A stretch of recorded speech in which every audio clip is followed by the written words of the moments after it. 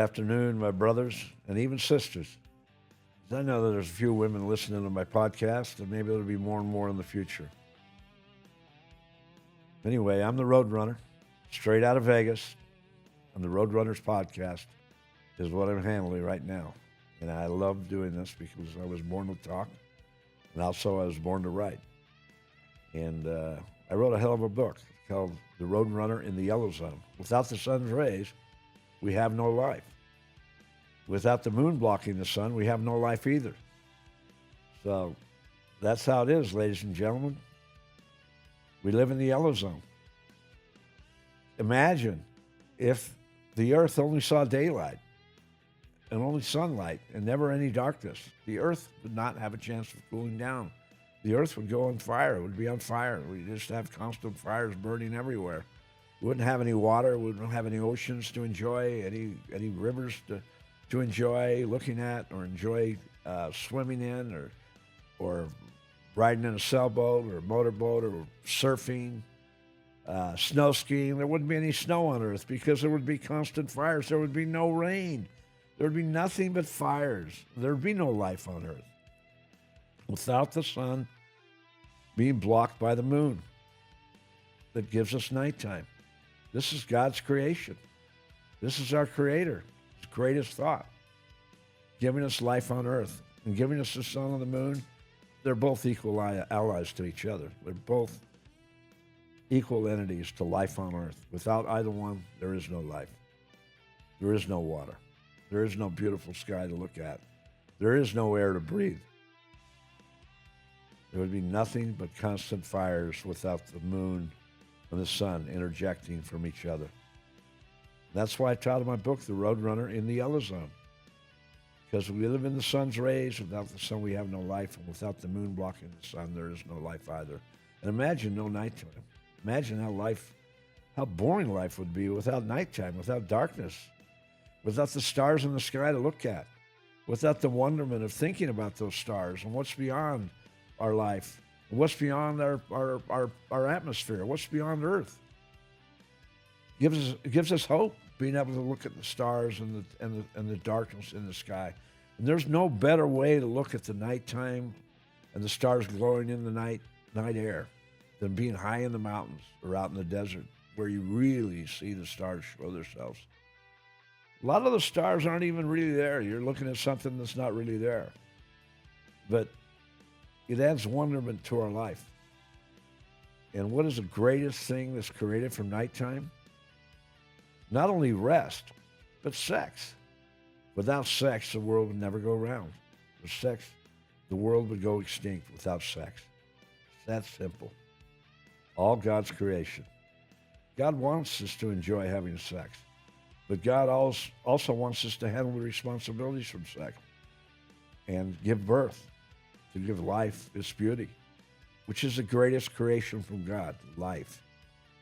Birth is the greatest creation God has given us. His new birth on Earth, new birth for mankind.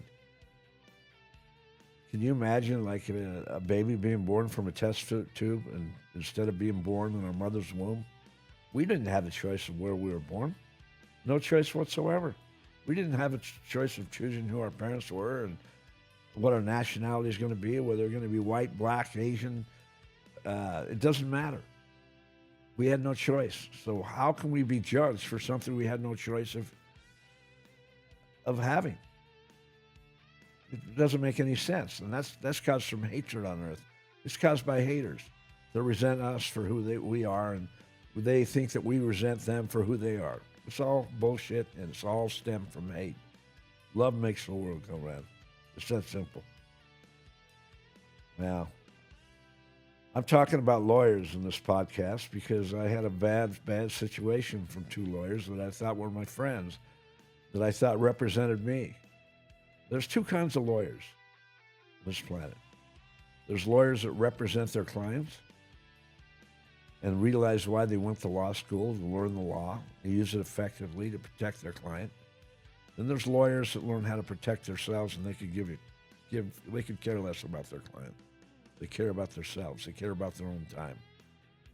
They bill you for everything, and every minute they they give you any service whatsoever, they bill you for it. And they false bill you for a lot of those hours that they charge you for. They didn't really work that many hours. They just overbill you for the hours. That's another way they make their living. They overcharge you for the hours spent. But how can you prove it? How can you prove the hours they spent? That's why you have to get a real lawyer that represents you, that's honest. And those lawyers are very hard to find. They're few and far between. Believe me, they are. I used to think that the billboard attorneys were the worst kind of all, but the billboard attorneys actually put a little heat on themselves for putting their name and their phone number out there. They're actually more reputable than a lot of lawyers that are hiding in the background. But you're never going to get that lawyer to represent you that's on a billboard. You're going to get somebody underneath him that's going to represent you. And he's going to make a little extra money off that person that's representing you, but really representing the firm. So you're going to basically get double billed whenever you get a billboard attorney, because you're not going to get the attorney that's that's the picture on that advertisement. You're going to get somebody underneath him or her. And there's all kinds of billboards throughout America now, all originating from the billboard attorneys in Las Vegas. Because billboard advertising wasn't all over the country before. Up to like 20 years ago, you didn't see billboards all along the freeways, lawyers advertising. It all was created in Las Vegas. Billboard advertising for attorneys then became more popular, and lawyers learned this, that advertising is the name of the game, because when they put that billboard advertising out there, they're charged so much money for that billboard, whether it be $1,000, $2,000, $3,000, $4,000, $5,000, maybe even $10,000 a month, depending on the location. Who do you think is going to pay for that billboard advertising? You. You're going to pay for it. They wouldn't put it out there if they weren't able to get new clientele. And if they get new clientele, they've already put their advertising budget into their profits. And an advertising business really needs to spend about 10% of its GNP on advertising to grow in the future. Any type of business. The same with the lie industry. No difference. First book out listed is Beehive Golden Pond in East Windover, Utah. Windover's actually a border town, so it's in 2 states, this small city of 6,000 people, about 90% Spanish people. What a beautiful town this is. That's Beehive Golden Pond on 479 Windover Boulevard in Windover, Utah. Buy a book there and get the free hat along with any book purchase. To purchase my book, go to www.theroadrunnerpodcast.com, and I'll throw in that free hat with any book purchase. My title, The Roadrunner in the Yellow Zone, is the greatest title ever created. Without the sun and the moon feeding off each other, there is no life on Earth. So basically, all that expense that's incurred by putting those billboards out on the freeway are paid for by the lawyer's new clientele that is born from that advertising. Then you get the number and you call them, and the next thing you know, they get more and more business. And then they put more and more billboards out because they realize how effective that advertising really is. So it's all a vicious game that's been created, and all was originally created in Las Vegas. Billboards everywhere throughout Las Vegas, throughout the local freeways and roads. Anywhere around Las Vegas, you'll see billboard attorneys all throughout Las Vegas. And now they become very popular throughout America. In every major city, you'll see these billboard attorneys advertising.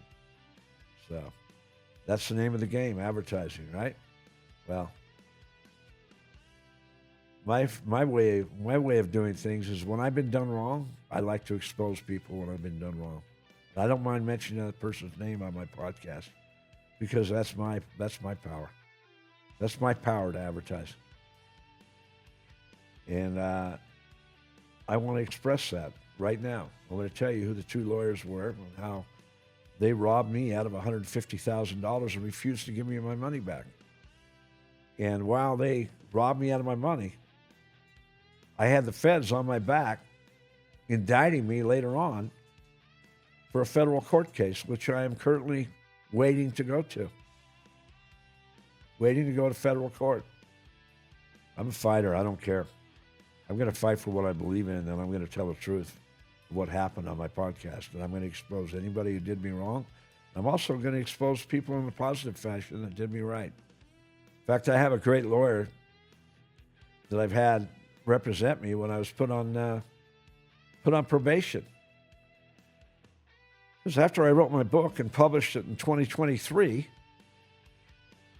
in April of 2023, after I just adopted my new female pitbull, Sky, beautiful blue-nosed pitbull. I adopted her from the Huntington Beach Animal Shelter when she was 10 months old. It was my original red-nosed pitbull. Coco died of cancer at the age of 107 years for a dog, which is every year for a dog is 7 human years. She lived to be 15 years and 2 months. She was born in July and died 15 years and 3 months later in September, or 2 months later in September. So she lived a healthy life. She lived to be 107 years old, which is a great life for a dog, but she would have lived a couple of years longer than that if she hadn't got the cancer. But I was missing my dog so much, just like wanted to be around God the same way that I was around God before with Coco. So I got another dog. That's what I did. I went and adopted another dog. It was funny how it happened because I'm driving down Pacific Coast Highway after eating at the Harbor House Cafe. Got a turkey mount at the Harbor House Cafe. And I like to eat breakfast there also. Great food. It used to be open 24 hours before COVID came out. And then when COVID came out, they shut it down to where it closes like at 11 p.m. at night, midnight. But it used to be open 24/7 before COVID came out. A lot of businesses changed their tactics after COVID came out. But anyway, after eating at the Harbor House Cafe, I'm driving down PCH, and I like thought comes over my head. Well, I tried to adopt a dog in Utah, in Salt Lake City, but it was really tough, and the selection was not that great. Well, why not adopt a dog in California? The selection of dogs would be better, and I could go check out the kennels. So I Googled it, and I found the closest kennel. It was the Orange County Animal Beach, Orange County Animal Shelter, just off Pacific Coast Highway, and it was within 10 minutes of where I Googled. So I got directions on the GPS and drove straight to it. It was there within 10 minutes. It's amazing how that thought came over my head. It's like God was sending me to this place. And he was sending me to his best-kept secret, which is a dog. That is God's best-kept secret for any living thing on earth other than humans, is a dog. Just as I said, dog is God spelled backwards. So anyway, like I drive to this animal shelter, and I come inside and sign a form or put my name on this form, and they let me look at the dogs, and I walk over and I see all these dogs sitting in like little cages. And like within one of the first 3 dogs I saw, I had my eyes on my dog right now. I said to myself, that's the dog I want. That's the dog I want. I wasn't really looking for a pit bull. I was just looking for a dog that I really liked, that I liked the personality of the dog, and I was going to accept any dog at that time. But after discovering Sky, now I'm hooked on pit bulls. Because then I realized that pit bulls are very, very cool. They're very affectionate. Coco's very affectionate. But when I discovered Sky, then I really, really learned how affectionate a pit bull really is.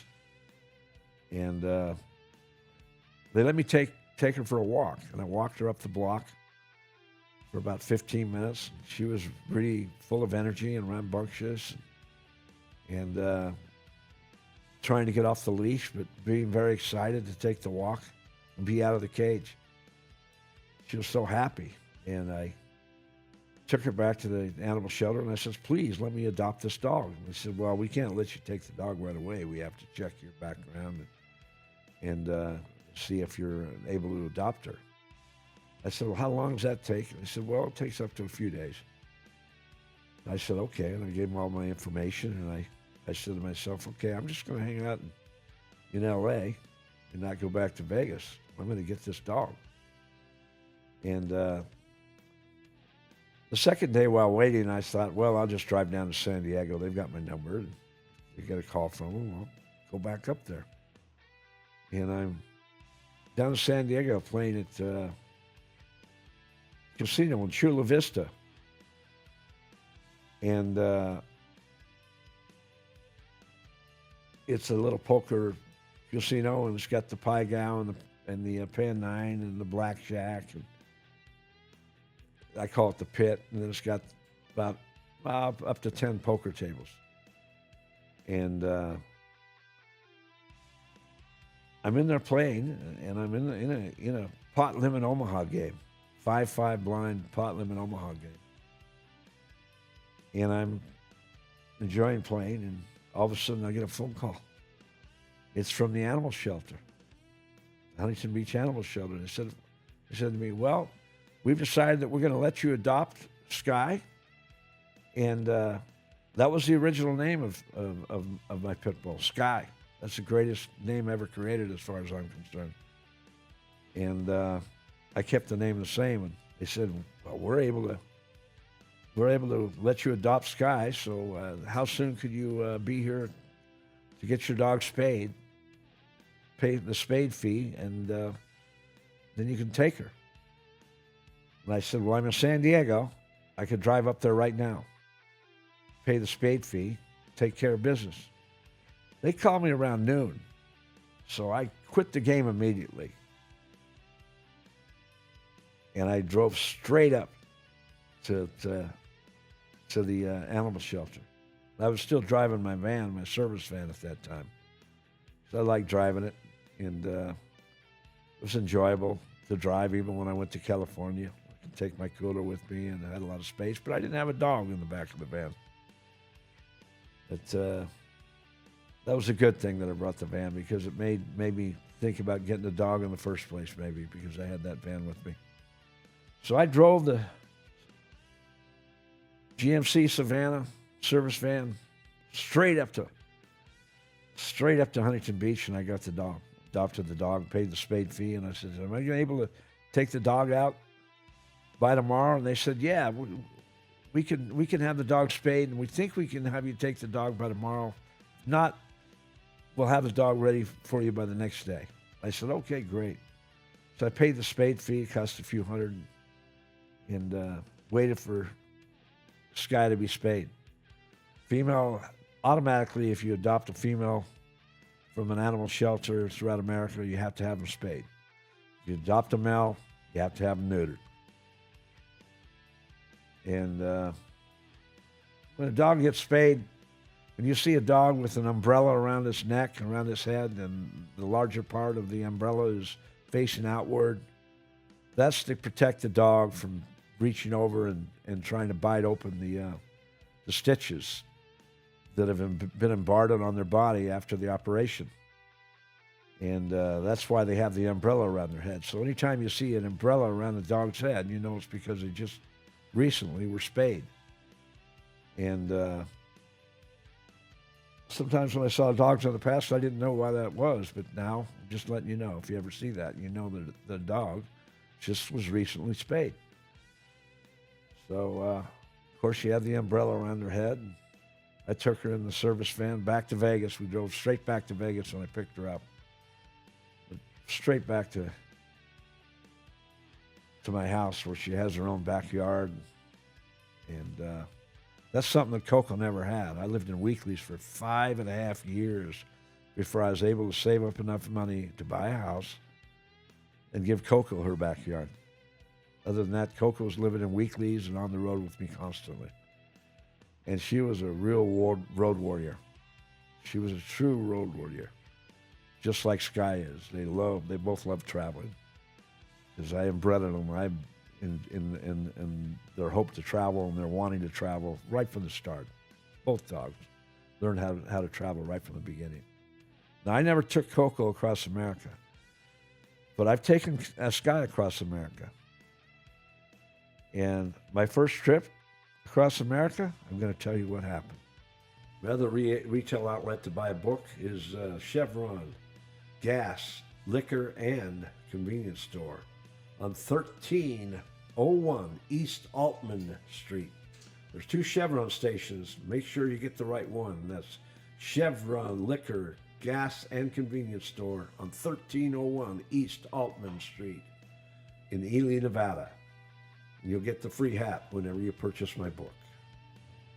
To purchase my book, go to www.theroadrunnerpodcast.com, and I'll throw in that free hat with any book purchase. My title, The Roadrunner in the Yellow Zone, is the greatest title ever created. Without the sun and the moon feeding off each other, there is no life on Earth. After writing my book in 2023, September 2023 was my book was first published, and I had 1,000 copies shipped over to me, mostly in English and some in Spanish, and I had them airmailed to me so that in case I could sell my book more quickly, I'd have enough copies. Then I had the other 9,000 copies shipped by ship, which would take up to 3 or 4 months longer to ship them to America. So I have the 1,000 copies airmailed and I have the other 9,000 copies shipped by sea. And my first 1,000 copies that I received, I actually kept them at my lawyer's office building.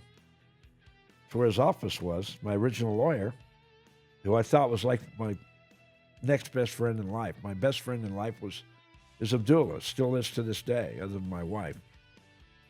And he lives in Chennai, India. And that's how I met him, from being in the sex capsule business. He actually became my right-hand man, the guy who helped create everything, who had everything manufactured, had everything shipped over to me in America. And without him, there's no way that I could have made it in the business. So Abdullah was very well trusted by me, and I trusted him with a lot of money through the years, sending him money constantly. So when I gave Abdullah like $130,000,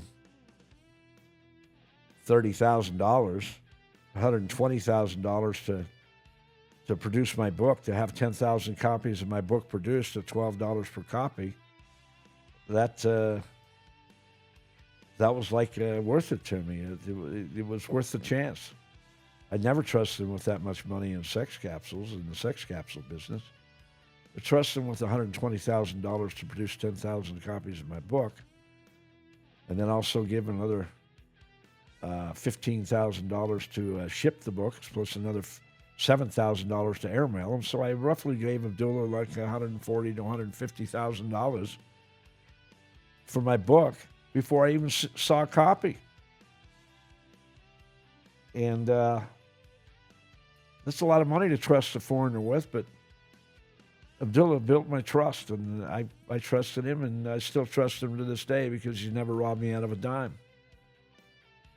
Well, my next best friend I consider to be my attorney. Abdullah was my best friend from Chennai, and my next best friend that I consider to be my second best friend in life, because I hadn't met my wife yet, was Matt Johnson.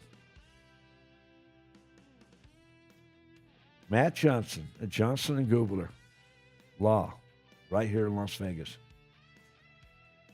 He'd already won a court case for me in the past where a guy tried to rob me out of $15,000 when he sold me season tickets to the Raiders. I realized that he robbed me immediately after, and I went to the Raiders organization and found out some new information and found out that he overcharged me for the tickets. And I told them the incident that happened, and they offered to sell me season tickets themselves. So I bought season tickets from the Raiders. after I originally bought the first season a package from Hamid at All American Printing. Hamid at All American Printing. I don't even think the business is open anymore. I think its print shop closed down because I'm sure I wasn't the first person he robbed. And people who try to steal money from other people, not a good thing, because that word-of-mouth advertising will come back and bite them right in the ass. And I ended up winning the court case with Hamid. Got my $15,000 back, and then my attorney, Matt Johnson, and his associate, his attorney that worked underneath him, that was his assistant. That's who I had originally discovered Matt Johnson, and I discovered Russ Gubler out in the lobby of the courtroom because the judge recommended that I get an attorney because I could go to jail for a battery charge when they pushed Hamid in his office. Because Hamid came up and got in my face and acted like he was a tough guy, and I pushed him back against the wall and told him I wanted my $15,000. And I left his office. Immediately after I pushed Hamid, he manufactured a new story saying that I pushed him and he hit the ground, which he didn't. All I did was push him into the wall. So he still was standing on his feet after I left the office. I never knocked him off his feet. And I walked out the back door. Little did you know it, but I went up to Utah to take care of my market up in Utah, and all of a sudden I get a phone call from the police station in Las Vegas and said that I would have a warrant out for my arrest if I didn't come down and sign some documents within a certain amount of time, and that I had a battery charge pending from Hamid on me. Because Hamid wanted to give me the battery charge to discourage me from coming after my $15,000. He figured if you put a battery charge on me and lied about me pushing him and landing to the ground, that I would be discouraged to come after him and get my money back. But that didn't discourage me. Nobody's going to steal my money and get away with it. Not while I'm walking. And as long as I'm breathing God's air, I'm going to fight for what I believe in. So what happened is like after Matt ended up winning the case against Hamid at All American Printing, which I think is now closed, my friendship grew with Matt, and I confided in Matt in nearly everything in my lifetime from then on. And I really learned to trust Matt, and I trusted him more than any living human in America.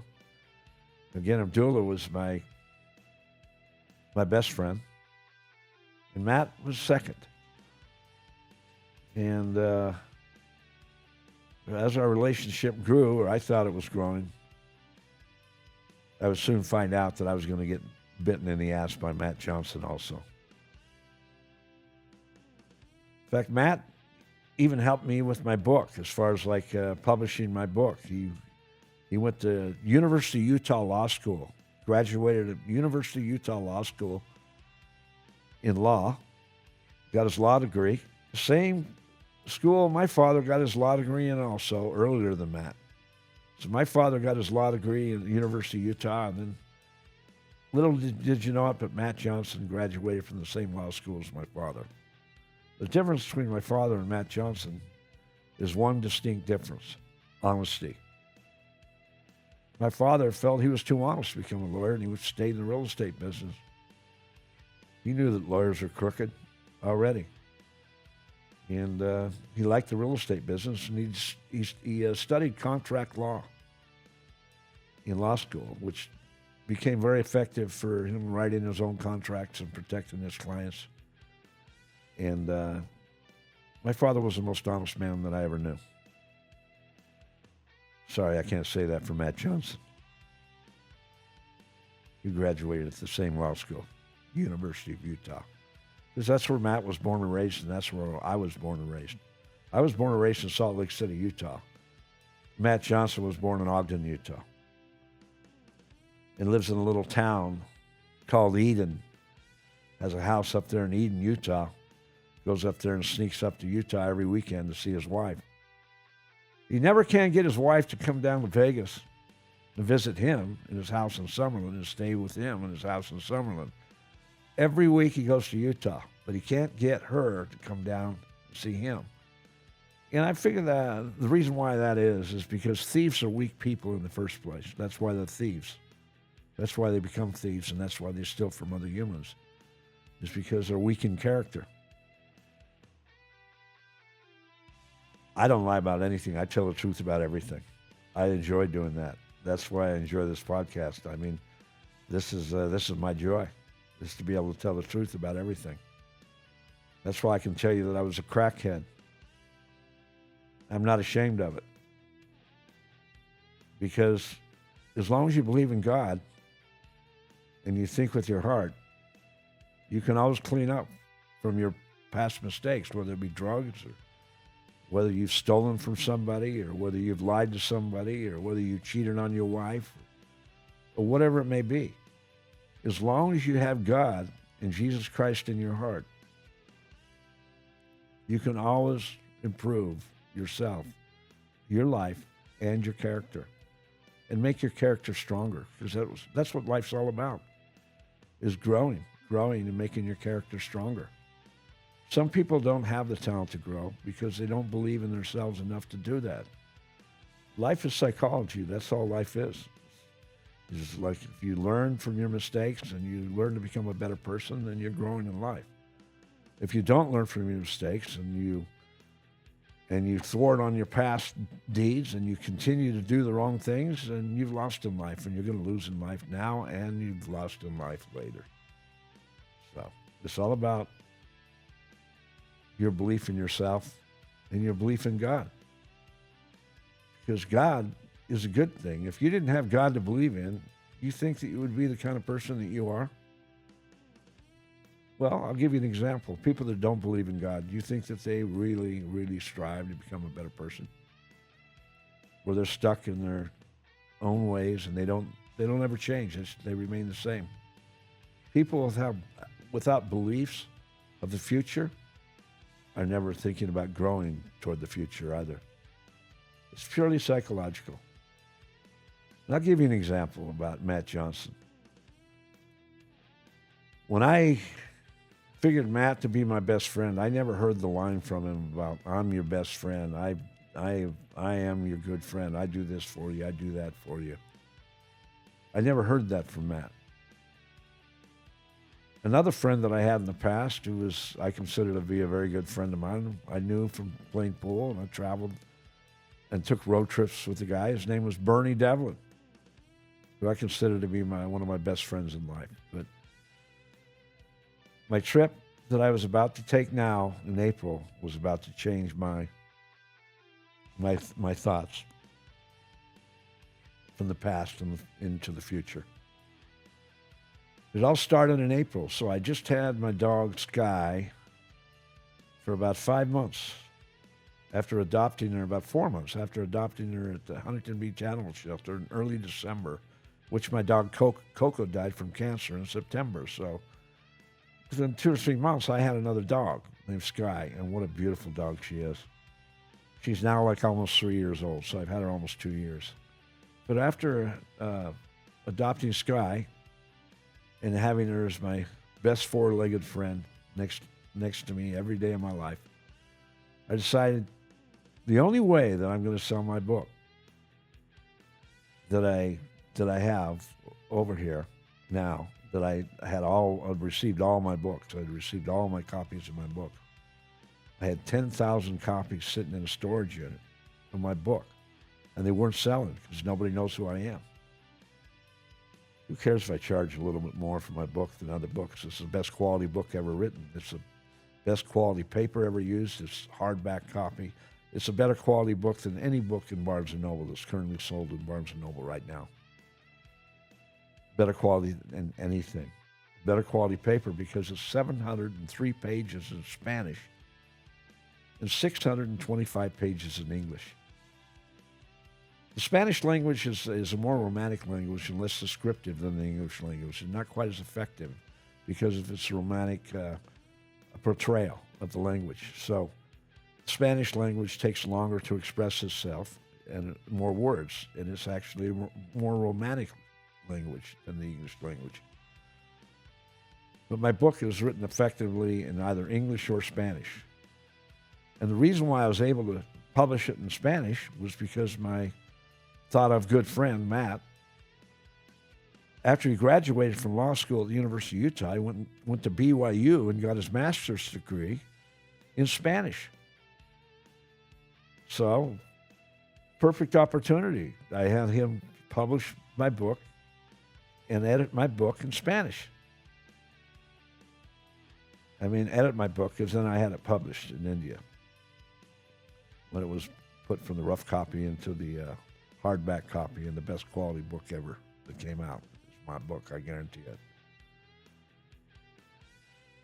And I am a hard man that's good to find, because that's one of my greatest slogans on my sex capsules. A hard man is good to find. I am a hard man. My beliefs are hardcore. And I believe in what I'm saying to you now, and I believe in what I wrote. And again, I wrote my book. First day I ever started writing my book, because I love America. I love the freedom of America. What America stands for. It's the same day that I wrote my book. It's the same day that Russia invaded Ukraine, because I had to let my emotions out. I was so upset when this happened, because I know how evil Putin really is. Any Russian leader is evil as far as leadership toward their own people, because they don't care about their own people. They're dictators. That's what they are. Any dictator doesn't care about his or her people, because they're not voted in. They're not voted in by the American people. They don't have to think about what the American people want to get elected in the first place. Just like Biden in 2020 when he cheated the election on Trump. I don't care what anybody says. I know that Trump won that election. I know it, and a lot of people know it. Democrats are in denial. They badmouth Trump, and they give all these bad statements about Trump. They're in denial, and they hate Trump. They're going to suffer through Trump syndrome their entire lifetime, because they're going to be haters their entire lifetime. They're just using Trump as their form of hate. Once Trump is gone and out of the presidency, they're going to regain a new form of hate. They're going to hate J.D. Vance if he gets elected, or even DeSantis if he gets elected. And I love both of them. I love J.D. Vance, and I love DeSantis, the governor of Florida. I think he's fantastic. And I think J.D. Vance is fantastic also. I think either one of them will make a great president. I don't think there's anybody better than Trump. I think Trump is the greatest president we'll ever have in our lifetime. I think he's the hardest working president we'll ever have. And I think he was the hardest working individual before he became president. And I just want to give you a strong anecdote about Trump. He's the only president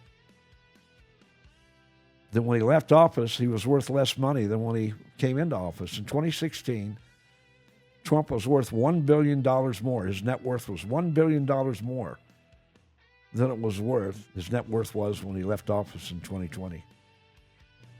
Another retail outlet selling my book and free hat is Hoover Dam and Liquor in Boulder City, Nevada, just outside of Las Vegas and outside of Henderson, Nevada, just south of there on the way to Phoenix. So that's 1311 Boulder City Parkway is where they're located. Hoover Dam and Liquor. Go over there to the best little liquor store in the state of Nevada. Hoover Dam Liquor.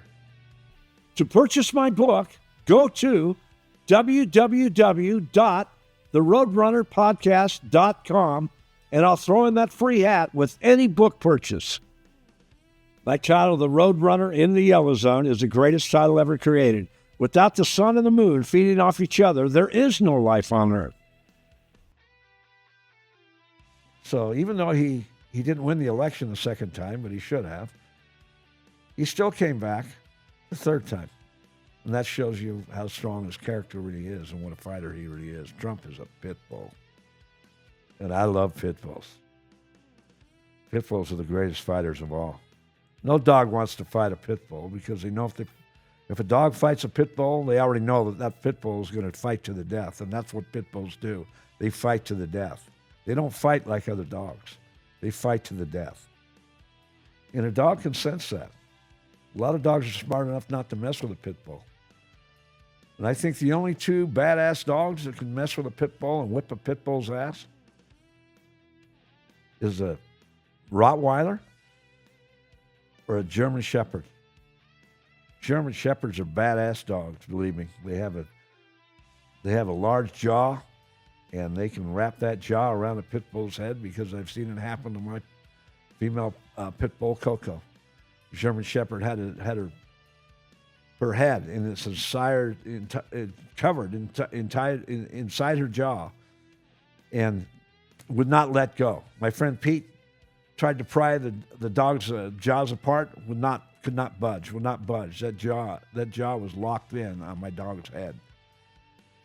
And this was like within a few seconds after Pete tried to pry the German Shepherd's jaws away from my dog's mouth. So my dog's head was not inside the German Shepherd's jaws.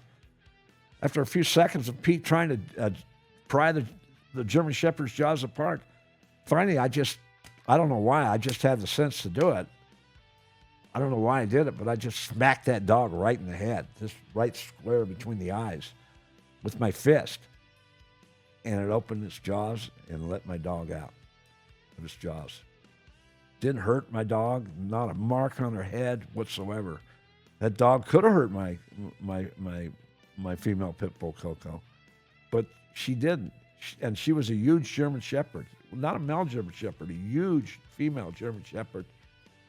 I mean, like, weighed at least 100 pounds. And when she let go of my dog's head, it was a beautiful thing. And I just started petting that dog on the head, the German Shepherd, and said, "Oh, thank you, thank you. Oh, good dog, good dog." Because she was only trying to protect herself. That's all she was doing.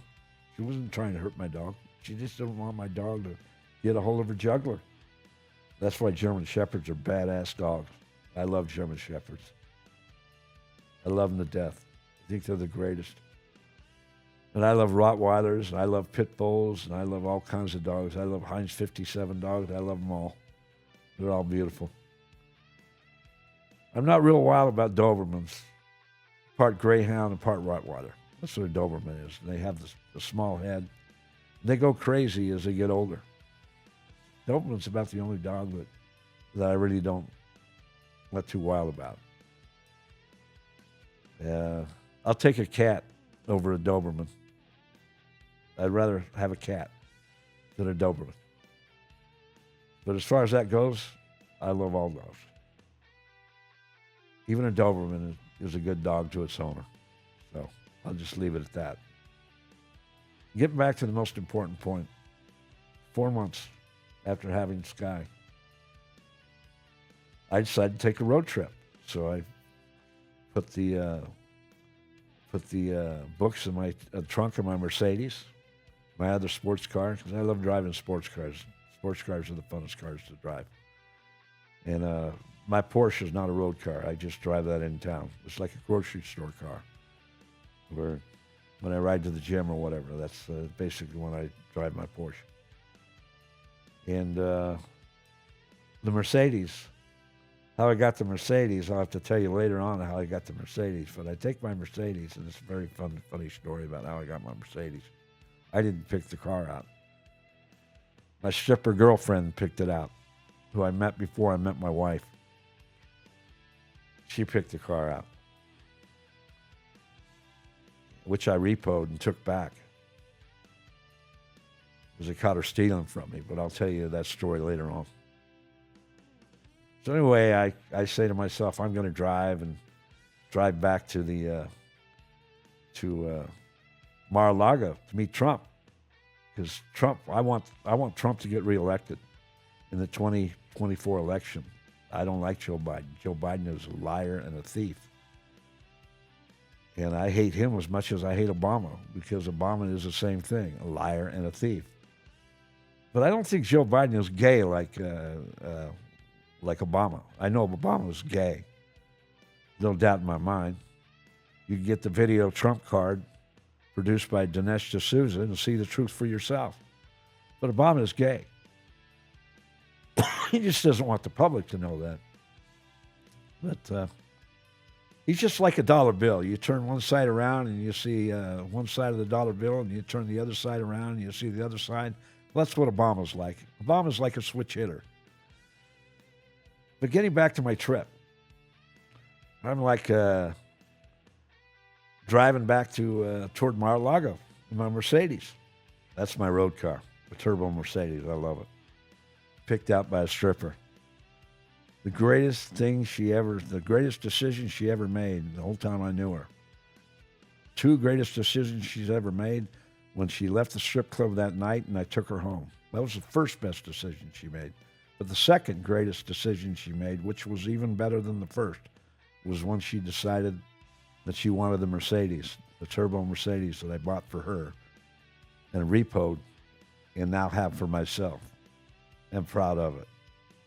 So anyway, I'm driving back to Mar-a-Lago on my way to Mar-a-Lago, and of course I've got to drive through Texas. First drive through Arizona, then New Mexico, then down to Texas, El Paso. That's where the border of Texas starts, El Paso. And driving down the 10 on the way to Mar-a-Lago, and going through Texas, El Paso. I stayed in Las Cruces that night, in Las Cruces, New Mexico. I love Las Cruces. I have a lot of history there also, where I played in the collegiate pool tournament, and I'll tell you about that later also. That's really the only time I've been to Las Cruces. Was almost 50 years ago. About 45 years later, I drive and I stay in Las Cruces for the second time in my lifetime. I stay in Las Cruces. And on my way back to meet Trump. So me and my dog had a good time driving along and through Texas, and we went to Austin, stayed in Austin. And I played a little poker in Austin that night, and I played the next night in Austin. I wasn't really in a dire hurry to get to Mar-a-Lago. And then I found out that Waters was having a book signing in Florida. The name will come to me later, but where he had a book signing in Florida. And I ended up going down there later on. Before I met Trump, I went to Waters' book signing. Was able to meet Waters. And I'm getting back to my story and telling you how I was driving to Mar-a-Lago, and I'm playing poker in Austin, Texas for a couple of days. And I sold a book. I sold a copy of my book. And sold it to a poker player in the poker room. And he paid full price for the book. It was a beautiful thing. He paid me $80 for the book. I didn't have to give him a hat like I give with the book now. I give one of my 6 different labeled hats that I named my sex capsules from. And that I had hats produced in Vietnam just recently. And that's how I sell my book now. So anyway, I stay in Austin, Texas, and I lose that session. And the Austin, the Lodge, it's called the Lodge. The poker room manager kicked me out for the night because I sold a copy of my book in this poker room. And he says, "You can't sell books in the poker room." I said, "Okay." So I took my briefcase and my books back out to my car, came back in to play in the session that I was playing in. I was stuck a little bit in the session, and he said, "You can't you can't come back in and play tonight. You're out for the night." So I left, and I Went back to my motel room, cleaned my motel room out. This was about 5 or 6 in the morning, and I just, without any sleep, I just said, I'm not going to go to sleep now. I'm in the mood to drive. So I just drove. And I drove to Louisiana. I thought, I'm going to make it all the way to New Orleans, Louisiana, and get a room in New Orleans. I was so tired. By the time I got to Baton Rouge, Louisiana, off the 10 freeway, I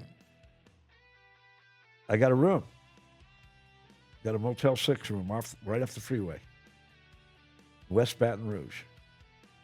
And I put my dog in the room, and I thought, well, I was carrying her in a crate in the back because I didn't want her riding in the front. And if I got in a wreck or whatever, then she was safer in the crate. But when she was riding in the crate, she always wanted to get out. I'd take her out, let her walk her or whatever, and take breaks. But when I left her in the room, I just said, I'll just leave her in the room, and instead of putting her in the crate and taking her with me when I go get something to eat, because I was hungry, I was going to bring some food back to the motel. And I was driving down the 10, and all of a sudden, like, I got to cross a bridge, and I thought, no, I don't want to cross the bridge, so I'll just turn right off this exit before the bridge so I don't have to drive through the traffic to come back and forth over the bridge.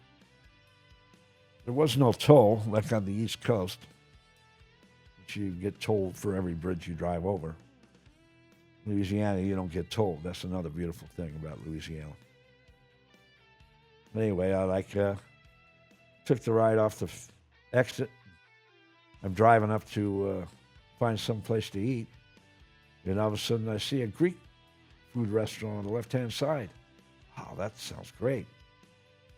And I didn't hit the exit in time, but I see this car. It's like it's parked in the middle of the highway, and I think, this is undercover or whatever.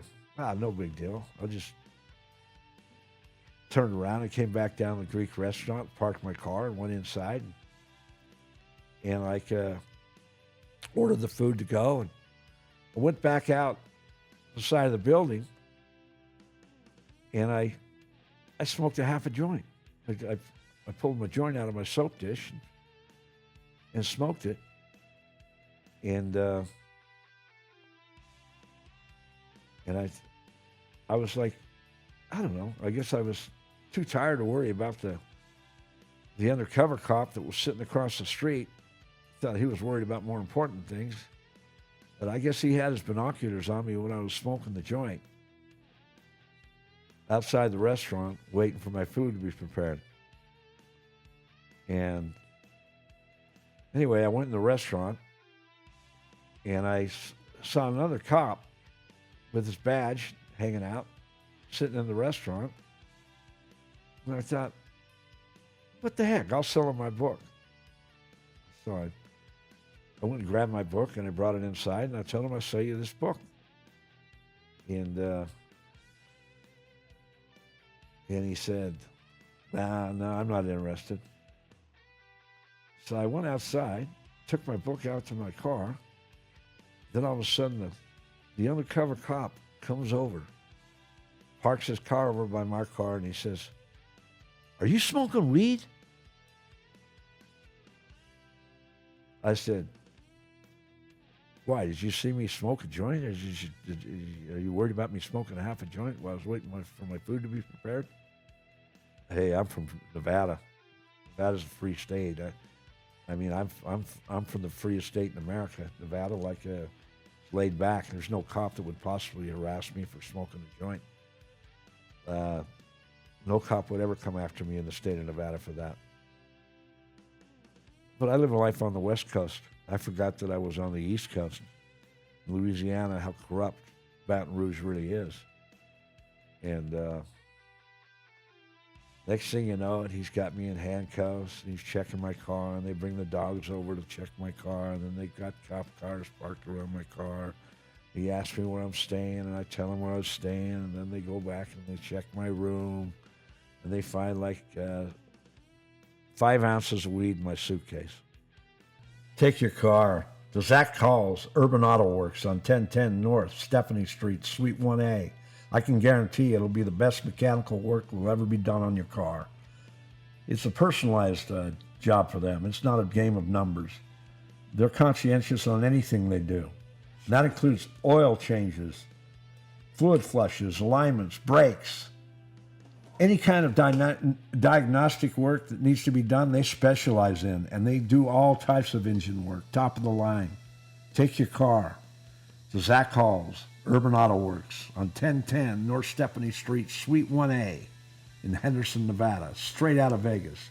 Anywhere in Las Vegas you live, take your car there. You can't go wrong. You can't miss. To purchase my book, go to www.theroadrunnerpodcast.com, and I'll throw in that free hat with any book purchase. My title, The Roadrunner in the Yellow Zone, is the greatest title ever created.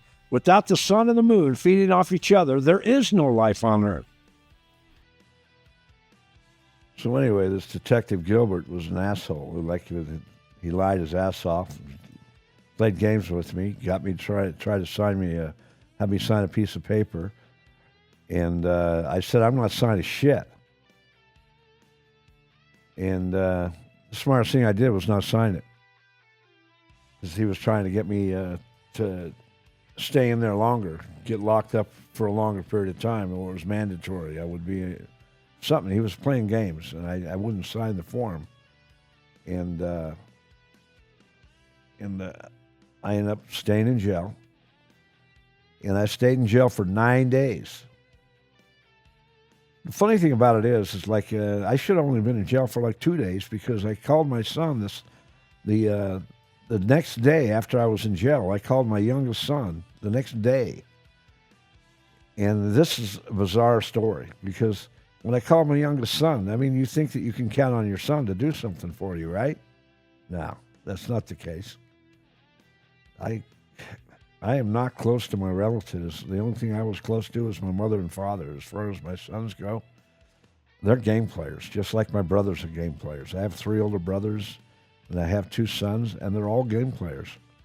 They all like playing games, and they stick together. I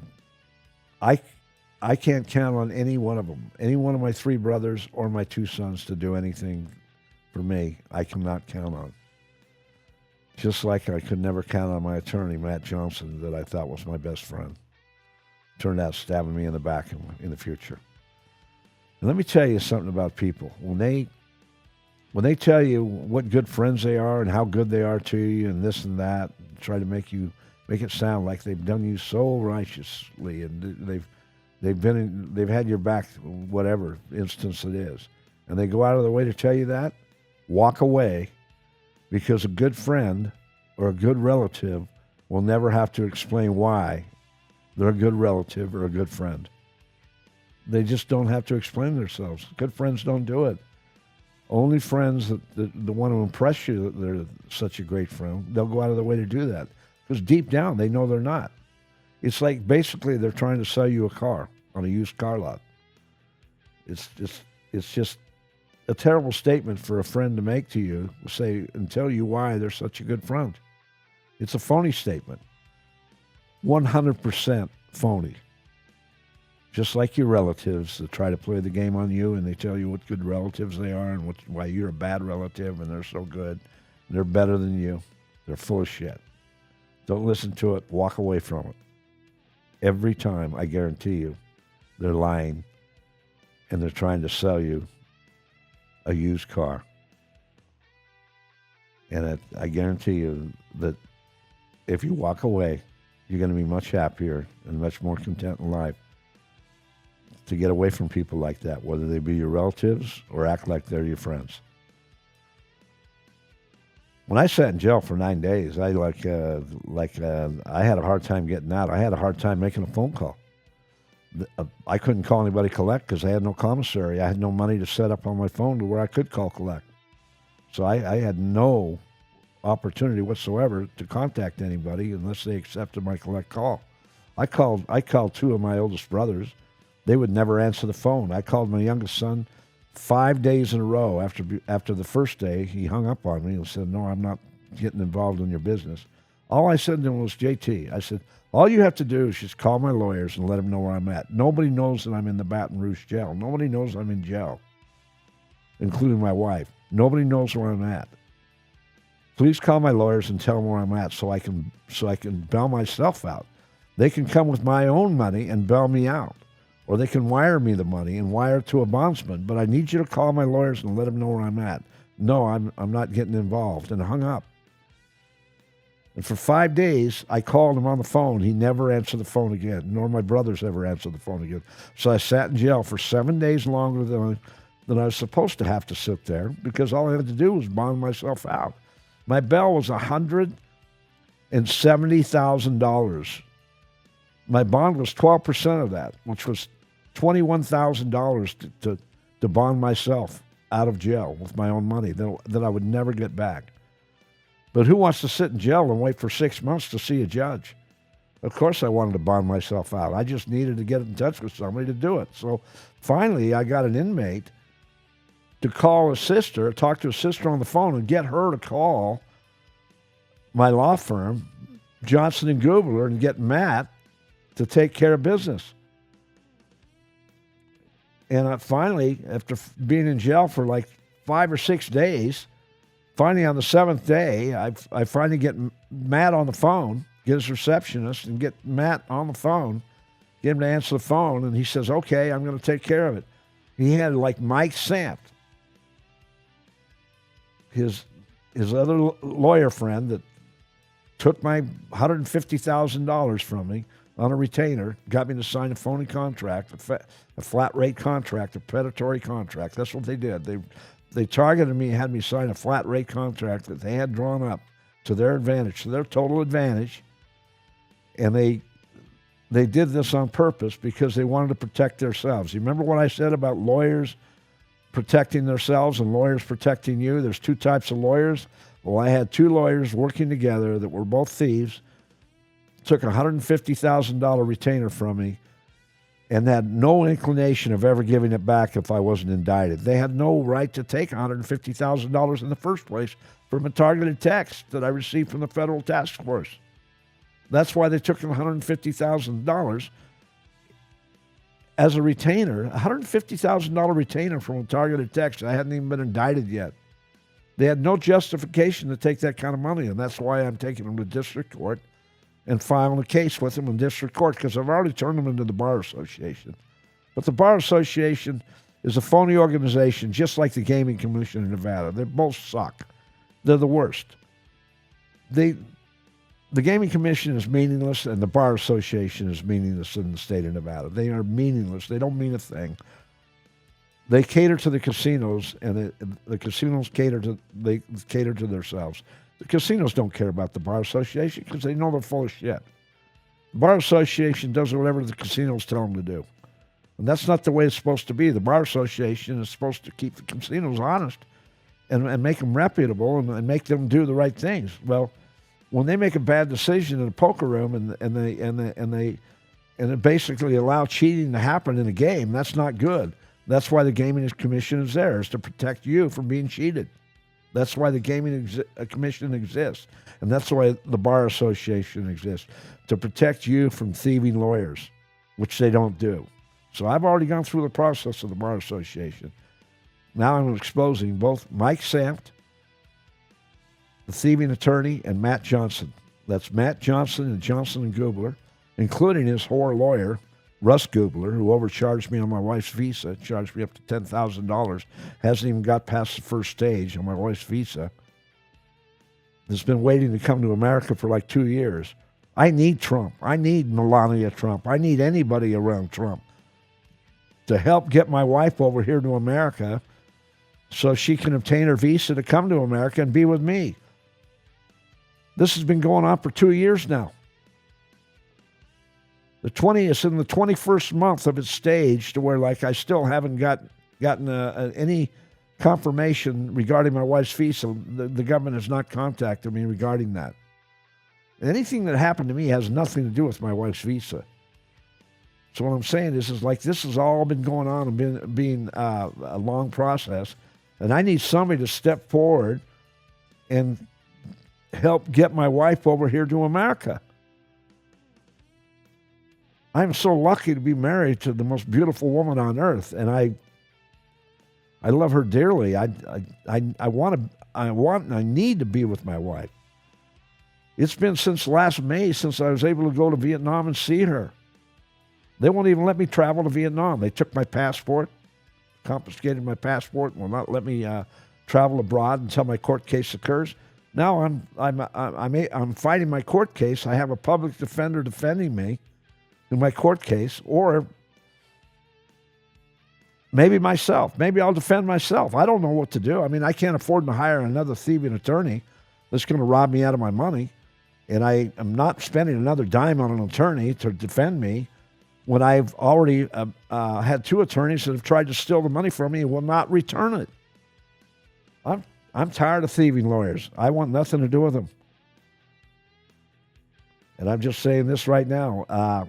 America's a beautiful country, but there's a lot of catch-22 bullshit that goes on here, and I'm going to expose what's happening, and I'm going to expose what's going on around me right now, because that's what I need to do. I have to expose this system, because this system is corrupt. It's totally corrupt. And I'm reaching out to Trump or anybody around him to step forward and have my back regarding this. I don't know what else to say. And I'll tell you how I got out of jail on my next podcast, and how I went to meet Trump, and I had to drive a rental car to go meet him. And believe me, that was a task, but I was destined to do it. And I enjoy talking to you now, and we'll tell you what happened in my next episode on my way to meet Trump after I spent 9 days in the Baton Rouge jail. And Detective Gilbert can definitely kiss my ass. You're a slob. You don't deserve to have a badge to work for law enforcement in the state of Louisiana. But I can tell you one good thing about the state of Louisiana. That's Brent Stockstill, who was my attorney, who represented me. They were trying to steal my Mercedes. They didn't want to give it back. They wouldn't return it. I had to fly back to court 6 times. You think I had Matt Johnson or Mike Samp ever remind me to show up to court on time? Because if I didn't show up to court, I automatically get reprimanded and then go back to jail. And I'm sitting in jail for like maybe a year or 2 years in Baton Rouge. If I don't go back to my court cases, you think they ever went out of their way to remind me once about being back there to my court case? No. Because if I'm sitting in jail, they can sit on my money. They don't have to return my money. The longer I'm in jail, the more comfortable they are where they're at. That proves right there they were thieves, because they never had my back after they got my money. Never.